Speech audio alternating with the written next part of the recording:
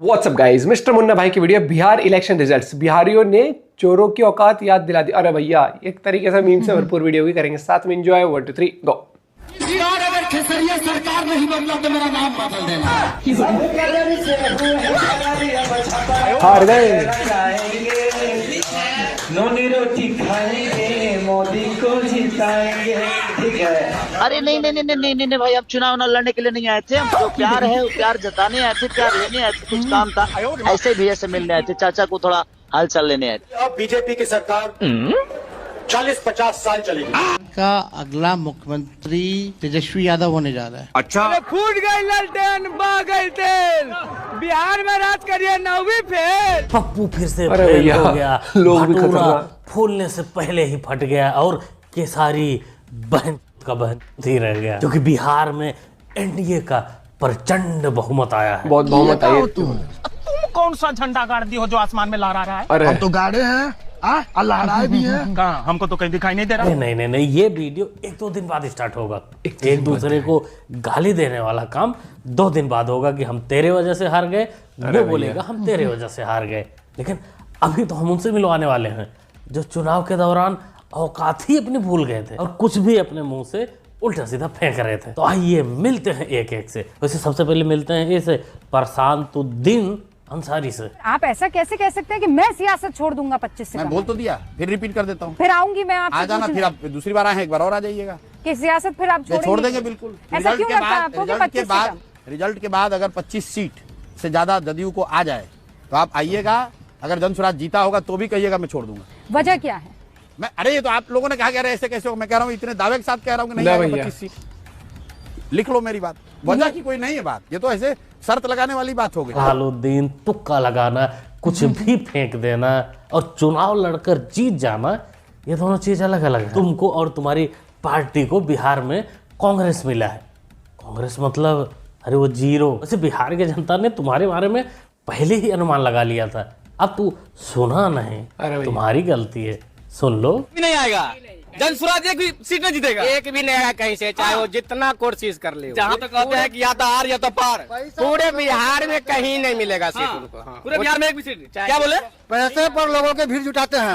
हाँ, उनका यह है कि पूरे पैसा खर्च कर रहे हैं। पैसे पर कहीं सभा हुआ लोकेट होते हैं पैसा दे के। हर जगह भी जनसुराज का जो उम्मीदवार है 2-4 एकदम पूरा भी जुटा देता है। कहीं नहीं जाएगा। आप देख लीजिए पूरे बिहार में कहीं नहीं जनसुराज आएगा। एक बात दोस्तों याद रखना कि खैनी बनाते वक्त कोई भी बिहारी झूठ नहीं बोलता। और यहाँ तो खैनी और मसाला दोनों साथ में चल रहा था, तो कैसे झूठ हो सकता है? वही हुआ जो भाई साहब ने अनुमान लगाया था, जीरो का जीरो। हर चीजों का कोई निदान और कोई निष्कर्ष नहीं है और ये चीजें खत्म भी नहीं होगी। इटली वाली नानी, चमचों की परेशानी, पप्पू की जवानी और इनके कार्यकर्ताओं का दाना पानी, ये खत्म होने का नाम ही नहीं ले रहा। बिल्कुल भाई, सही बात बोली है। लेकिन चमचों का दाना पानी नहीं बंद होगा। हाँ, नहीं बंद होगा, सही बात है आपकी। क्योंकि अगला चुनाव तो पश्चिम बंगाल में है और असली खेला इस चुनाव के रिजल्ट को देखने के बाद असली जिनकी फटी पड़ी है वो दीदी जी। क्योंकि मोटा भाई का अगला एक्शन पश्चिम बंगाल में ही होने वाला है। बिहार का रिजल्ट देखकर वो घबराई पड़ी होंगी कि हमारा क्या होगा।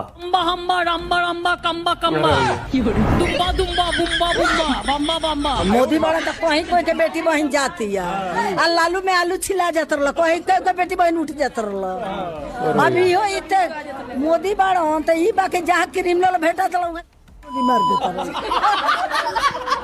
इन्हीं महिलाओं ने बिहार की जो गुंडा राज वाले नेता थे, जो गुंडों को आगे बढ़ा रहे थे, उनके सीने पर दाल धलने का काम किया है। ये जो बात कर रही हैं में गोली मारने वाला, वो मोदी ने योगी जी की बात कर रही हैं, क्योंकि योगी जी ही माहिर हैं पिछवाड़े में गोला भर के दगाने में। हमारा यही फोकस है कि जल्द से जल्द 14 तारीख को रिजल्ट डिक्लेयर हो, हम सरकार बनाए और युवाओं को जो हमने वादा किया है कि 20 दिन के अंदर हम कानून पारित करेंगे ताकि हम सरकारी नौकरी हर घर पहुंचाए, वो हम करें। हमारा पूरा फोकस है कि अब सरकार बनते ही किस दिन जल्द से जल्द काम शुरू।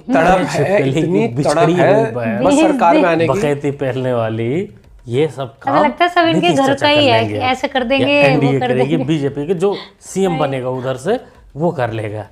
तेरा काम तो रोना का है, तू उसे स्टार्ट कर दे, कल से ही कर ले। ये ऐसा लगता नहीं कि अब की बार पप्पू इसमें शामिल होगा, क्योंकि वो आरोप लगाया SIR पर आरोप लगाया, चोरी का आरोप लगाया और निकल लिया अपनी फैमिली के साथ नानी के यहाँ कंधे पर हाथ रख के। बिहार के लोगों ने पहले भी रथ रोका था, याद हो आपको, और इस बार भी बिहार की जनता रथ रोकने जा रही है। रोकोगे आप लोग? और मैं पूरे बिहार में सुनते आ रहा हूं, अब की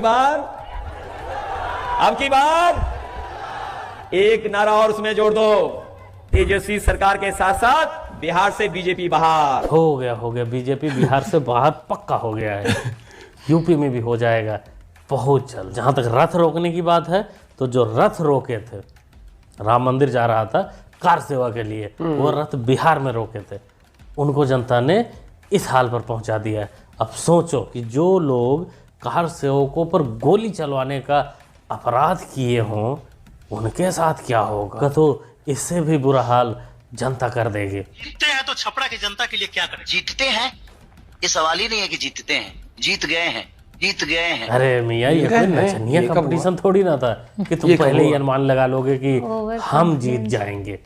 नहीं, जीतने का तो कोई सवाल ही नहीं है मियाँ। ये था जनता सबको तय करती है। और सत्ता में आने के बाद जो कट्टा सटा के उठाने वाले लोग थे, उनको बाहर का रास्ता दिखा दी है। टंके के चोट पर खड़ा हूँ, अभी नहीं मरूंगा, कम से कम 1 महीना, समझ गए, जिंदा रहूंगा, ना तो पूरा जिंदगी बाल मुड़ा के घूमूंगा। ये नहीं हुआ तो क्या हुआ? पूरा जीवन भर भाजपा सरकार बनाने के झांसे में, लेकिन बिहार की जनता उसको बनने नहीं देगी। चाचा, तुम्हारा पोपट तो हो गया होगा, और उम्मीद करता हूँ कि जिंदा भी होगी, क्योंकि भाई चुनाव के चक्कर में मरने की जरूरत नहीं है। सर मुड़वाने की जहाँ तक बात है, वो ट्राई कर सकते हो, ताकि भाई बिहार का युवा, बिहार का जनता तुमको आसानी से पहचान ले कि उस दिन चाचा गलती से हाइपर होके फूंक लिए थे, जो इस हाल पर घूम रहे हैं। तो मैं जब गया था वहाँ पर, मुझे कहीं नहीं लग रहा था कि कोई एक तरफा कोई बराबर की लड़ाई थी। और इस पर ये बात चल रही थी कि इसमें प्रशांत किशोर की पार्टी और MIM वो कितना एक दूसरे की वोट काटती है। लेकिन जो कुछ तो जो एग्जिट पोल बता रहे हैं, कहीं 180 बता रहे हैं, कोई 160 बता रहे हैं। मेरा ये मत है कि अगर 140 से ज़्यादा सीटों से NDA जीतती है, तो ये मैनिपुलेटेड मतदाता सूची और मैनिपुलेटेड EVM का कमाल होगा। वादिकी राजा, तुम जीतोगे तो सब कुछ ठीक रहेगा, EVM ठीक रहेगा, और तुम हार गए तो EVM खराब। बस उसी वक्त गजब तो गलई है। वैसे तेरे को पता तो चल ही गया होगा, लेकिन याद भी दिला देते हैं कि तेरा पप्पू हार गया है। तो जो सर्वे किया था 2-4 लोगों में, वो सटीक नहीं बैठा है, और तेरा पोपट हुआ है, तेरे पार्टी का पोपट हुआ है। अब शुरू कर दे EVM का रोना, और कोई चारा नहीं बचा। आप सब लोग एक बार मौका दीजिए। 26 देखिए 14 तारीख को रिजल्ट आएगा, 18 तारीख को वोट होगा। लिख लीजिए कब होगा वोट, 18 नवंबर को वोट होगा। लगता है भटूरे के समर्थकों ने पहली बारी से सीरियस ले लिया था कि 14 को काउंटिंग होगी, रिजल्ट आएगा, और 18 को वोटिंग करना है। मस्त प्लान था वोटिंग, और इसी प्लान की वजह से आज प्रचंड जीत हुई है भटूरे की, इसके चमचों की नजर में। पहली बार मैं बिहार में फील कर रहा हूं कि वोटर वोट देने के बाद भी नहीं बता रहा कि वोट किसको दिया।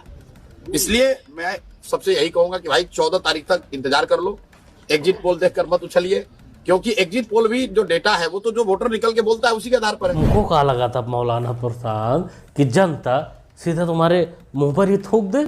अरे नहीं थूकते, इतनी भी बदतमीज जनता नहीं है कहीं की भी। तुमने जो दिया था उसको वो रख लिया, आराम से खा पी लिया, और वो जिसको जहाँ देना था वो देकर आ गए। इसलिए तुम्हारे मुंह पर नहीं थूका।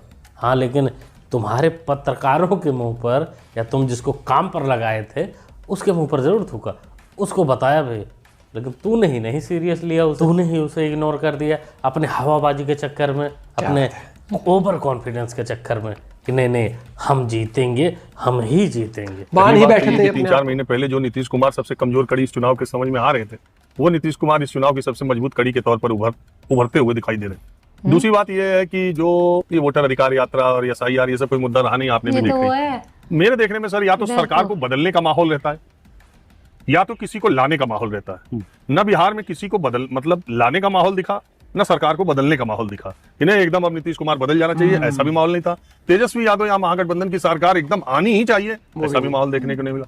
पैन बिहार तो ऐसा नहीं दिखाई दे रहा था कि एकदम नीतीश कुमार को उखाड़ फेंकने का चुनाव है या तेजस्वी यादव को ले आने का चुनाव है। बताओ जी, इन लोगों को साफ पता था कि सारे मुद्दे फेल हैं। अब गलती यहाँ इन लोगों की है कि इनके मालिक की है। कहीं ये बताए नहीं मालिक को ये बात, या फिर मालिक जानबूझकर इनको इग्नोर कर दिया। पता सबको था, लेकिन जो भी हुआ ठीक ही है भाई। अपना अपना सबने काम किया। जिनको दलाली करनी थी उन्होंने अच्छे से दलाली की।